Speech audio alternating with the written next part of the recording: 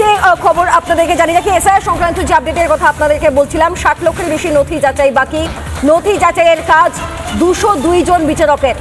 বিধানসভা ধরে ধরে এই নথি যাচাইয়ের কাজ হবে। সব থেকে বেশি নথি যাচাই বাকি যে জেলায়, সেই জেলা হচ্ছে মুর্শিদাবাদ। প্রসঙ্গত জানিয়ে রাখি, সম্প্রতি জঙ্গির যে ধরা পড়েছে দিল্লি স্পেশাল টিমের হাতে, দুজন মুর্শিদাবাদের।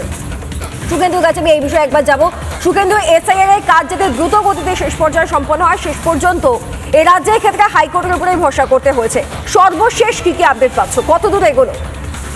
এই যে সুপ্রিম কোর্টের যে নির্দেশ মতো যে তথ্যগত অসঙ্গতি অর্থাৎ লজিক্যাল ডিসক্রিপেন্সি অর্থাৎ সেই সমস্ত যে তার যাচাই এবং একই সঙ্গে স্ক্রুটিনি, সেই কাজটা আজ থেকে পোর্টালের মাধ্যমে বিচারকরা কাজটা শুরু করে দিয়েছেন এবং ইতিমধ্যেই সেই পোর্টাল স্মুথলি রানও করছে, এমনটাই নির্বাচন কমিশন সূত্রে খবর। এবং যেটা জানা যাচ্ছে যে এই সংখ্যাটা যে নিষ্পত্তি বাকি রয়েছে অর্থাৎ যে বকেয়া রয়েছে, সেই সংখ্যাটা 60 লক্ষ, যেটা সর্বাধিক হচ্ছে মুর্শিদাবাদ জেলায়। তারপরেই রয়েছে উত্তর 24 পরগনা এবং দক্ষিণ 24 পরগনা, এবং সবচেয়ে কম যে সংখ্যা সেটা জানা যাচ্ছে ঝাড়গ্রাম অথবা কালিম্পং এর মধ্যে রয়েছে। এবং এই যে 60 লক্ষ নথি যাচাই এখনো বাকি রয়েছে, সেই বাকির কাজটা বিচারকরা ইতিমধ্যেই শুরু করে দিয়েছেন। পোর্টাল স্মুথলি ফাংশন করছে। তবে কমিশনের অন্দরে এই বিষয়টা নিয়ে সংশয় রয়েছে যে এই কাজটা শেষ কতদিনে হবে, এই বিষয়টা নিয়ে কিন্তু একটা সংশয় রয়ে গেছে। তবে প্রাথমিকভাবে জানা যাচ্ছে যে 202 জন বিচারক এখনো পর্যন্ত এই কাজ শুরু করেছেন, কারণ চাওয়া হয়েছিল যে প্রতিটা যে অ্যাসেম্বলি রয়েছে অর্থাৎ বিধানসভা রয়েছে, সেই বিধানসভা ভিত্তিক অন্তত একজন করে চাওয়া হয়েছিল, কিন্তু সেই সংখ্যাটা এখনো পর্যন্ত 202 জন পাওয়া গেছে।